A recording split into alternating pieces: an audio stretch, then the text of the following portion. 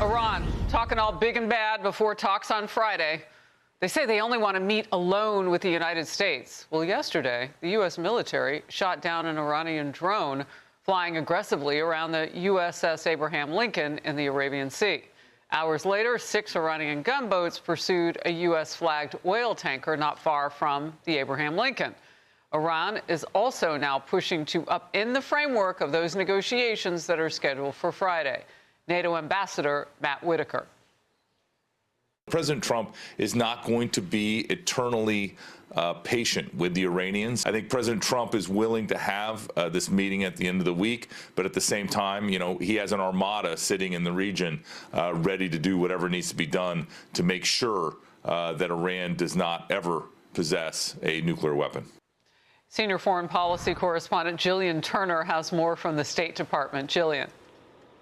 Good morning to you, Harris. So Secretary Rubio is in the middle of giving remarks right now, and he just signaled that these talks with Iran are indeed back on track, but he is pushing back on some of those erratic demands that Iranian officials made yesterday. You just laid some of them out for us. One of the things they said yesterday was, when we meet with you guys on Friday, we only want to talk about the nuclear issue, nothing else. Rubio just said, essentially, that ain't going to work. Take a listen.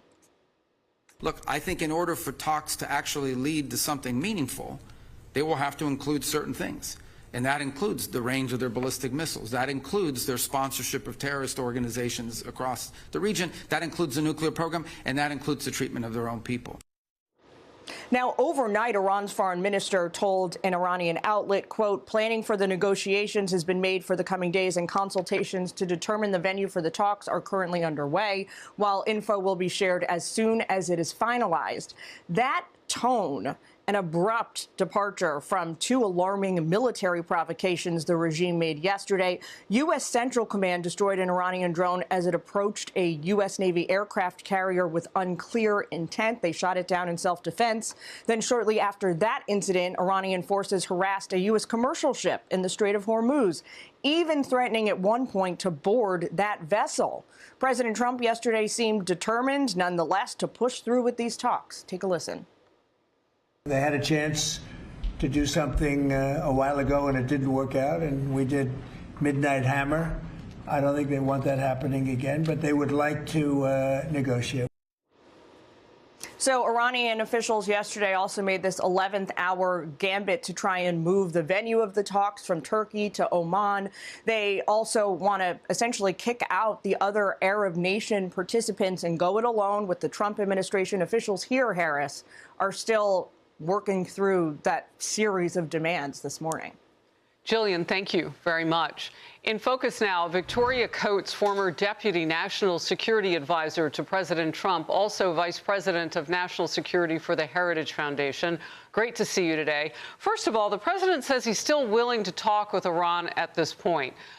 That's got to tell me, art of the deal, that he sees some weakness there. He sees some leverage for the United States. What could that be? Well, I think he has tremendous leverage, Harris, and what he has is the systematic collapse of Iran economically. They can't get out of the problems they have created for themselves. And so unlike previous attempts to negotiate with them, you know, the president holds all of the powerful cards here. And so if they want any kind of relief from sanctions, if they want not to have themselves be attacked by that very strong armada that's been assembled in the region, then they're going to have to make serious concessions. And that's what Secretary Rubio was talking about. It's not just the nuclear file, although that may be the most important issue for the president. But it's also going to be things like regional support for terrorism, like their treatment of their own people, like their ever-growing collection of ballistic missiles. All of those things need to be on the table. And so I think that gives the president, as I said, a lot of leverage to maybe get to that real deal, unlike the failed Obama-era nuclear deal. Victoria, the president had promised to help the people of Iran when he could. How can that happen when they're willing to kill so many of their own people? What does help truly look like? Well, and this was a truly egregious situation in the middle of January. We still don't know the scope of it, Harris. It was one of the most just heartbreaking demonstrations of repressive violence that we've ever seen. And I think what we need is a lot more clarity from institutions like the United Nations. They should be shouting from the rooftops about this instead of being silent. A really excellent question. And so, they're so eager to condemn Israel for what they call genocide. And actual genocide goes unmentioned. I guess it would be bad manners at Turtle Bay. But in this case, I think what the president is doing is demonstrating the weakness of this regime. They basically, sent a gnat of a drone against the U.S. Abraham Lincoln, and we shot it out of the sky with an F-35, one of our most powerful weapons. So, that is a signal that they can't do anything about this, and that signal of weakness in last June is really what inspired the most recent protests. I think that's what the president can do. What comes when the current regime, if they leave on their own, if they're kicked out, whatever happens, the people in the street are going to come back. They're not going to go quietly into that dark night. And some of the numbers are huge. We can't verify it, just as you said. But today, some reporting has it around 30,000. It hovered around 5,000 for a while. We don't know what to believe, but it's a lot of people. So who would take over? And are those people that would be at least workable with the United States? Well, I think that's, really for the people of Iran to decide. Obviously, there are a number of different potential candidates, but I think for the administration, preserving stability as they have in Venezuela is going to be really important. And that's something we're working on at Heritage, is what institutions can be preserved. How do you avoid the disaster of de-Baathification in Iraq, which descended that country into chaos? And so that's where, where we're going to be doing a lot of thinking. I think the American perspective will be different, obviously, than the Iranian perspective. But we want to talk to a lot of partners and allies on that, is how do we make this the best possible transition for the Iranian people? I want to just set something before I let you go. There was a time, we've seen Iran ebb and flow with freedom for its people, if you want to say it. It wasn't always full-fledged freedom, but more than what we're seeing now. Could we go forward and see something again where young women and children have more freedom on the streets and in the neighborhoods of Iran around the ideas of education and self-expression, that sort of thing?